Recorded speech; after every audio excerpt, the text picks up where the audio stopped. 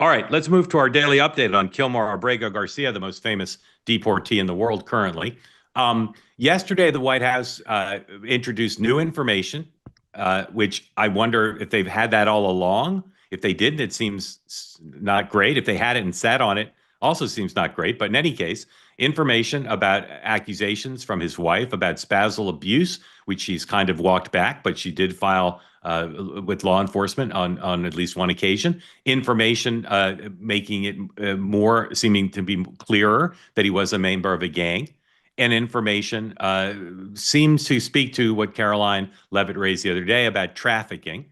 Now, all could be true, and it doesn't mean that some people wouldn't argue he deserves due process. But clearly, the White House came up with new stuff to make it harder to side with this gentleman. However, many leading voices in the Democratic Party are continuing to say, we want this fight, which makes the White House extremely happy, but they want the fight. Example number one, Hillary Clinton, 112, goes on social media and says, this is exactly what she's warned about regarding Donald Trump, authoritarianism.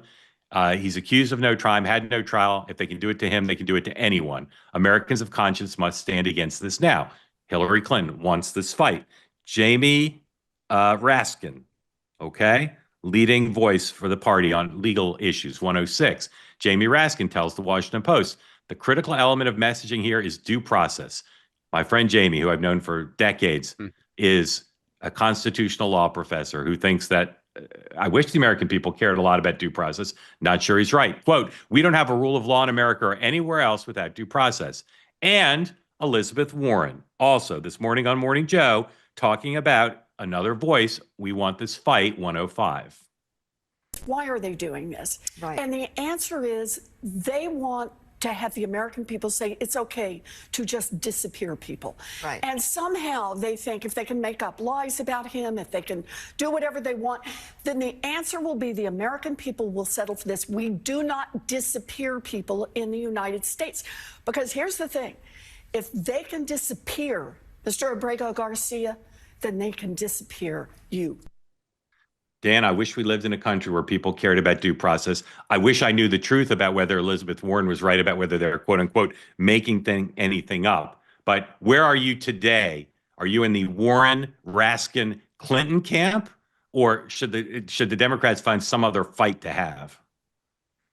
I'm not sure which camp I'm in this morning. I think it was Mark McKinnon who said on your two-way tonight last night that when the fight is about getting, gang members off the street and out of the country, it's a great fight for the Trump administration. When the fight is about due process and everyone kind of being given equal, kind of opportunity to make their case before a judge, et cetera, it's more favorable terrain for the Democrats. What the Trump team did yesterday was kind of fire two pretty big political, cannons yesterday to shift the conversation kind of toward the bigger issue of crime. The woman whose daughter was, murdered is heart sobbing. You couldn't watch that, see that, and not just, have your stomach churn a little bit in sympathy and empathy for that family and what they've been through.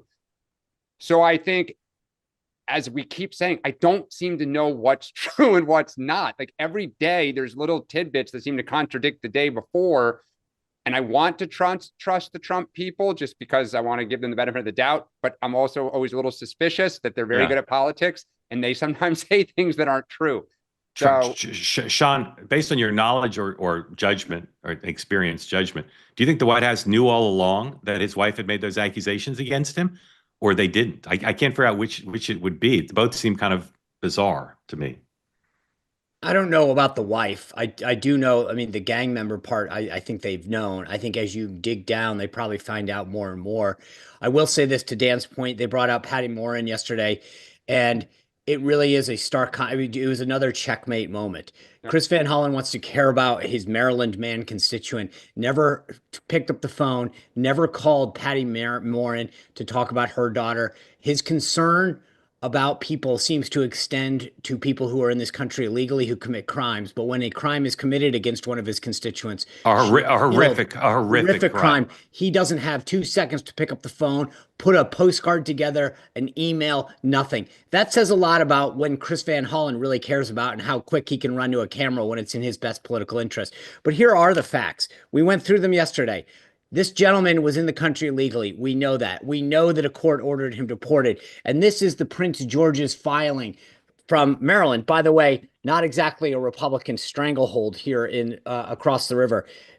Criminal affiliation from the gang unit in Prince George's, Maryland. Subject has been identified as a member active in MS-13. That's the police report from Prince George's County gang field interview sheet that was issued on 3/28/19.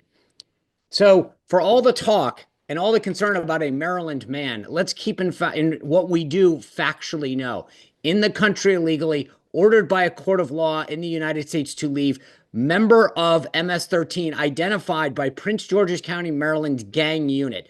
All accused by his wife, an American citizen, of spousal abuse. Yeah. So okay. if the Democratic Party, AOC, Chris Van Hollen, and Hillary Clinton want to double down on that, I say good luck, folks. Go for it. But this is what cost you the election. And if you want to double down on people that threaten the citizens, the lawful citizens of the United States, and to Elizabeth Warren, stop lying and stop spreading misinformation. No American citizen is going to deal like that. That's not a threat to anyone. If you're in this country but Sean, legally and as a citizen, you do have rights. But the president has, and again, he says a lot of things, whether he's serious or not. He has talked openly about potentially U.S. I forget what the phrase he used was, but I do see where the party is outraged, because everything you said, right, everything Mark said, what they keep coming back to is, but are you insinuating then that you don't have to follow every procedure and everything down the line? What I don't because get. he's When a bad guy. And orders you to leave. What everyone keeps talking about due process as if the judge's orders are mixed. The judge's orders are mixed. But I'll say this: obviously there's sometimes a difference between the law and the politics. In this case, I wish they were the same, and I think they're closer than you might think. This administration is using its leeway to say, you want this much due process for an American citizen. We're not giving you this much due process for somebody who has all the things associated with them that Sean said, including coming to the country illegally. The courts and the politics say the due process for this guy is somewhere over here, and I'm moving my hand out of the frame, right? He's not entitled to the same level of due process. Right. And the people who want to make him, the people in the party who want to say, this is the hill we're going to die on, defending this guy's right to due process. It's horrendous politics, and I don't think the courts are going to be with them in the end either. But I will say this also. I love people like Elizabeth Warren talking about what could happen to you.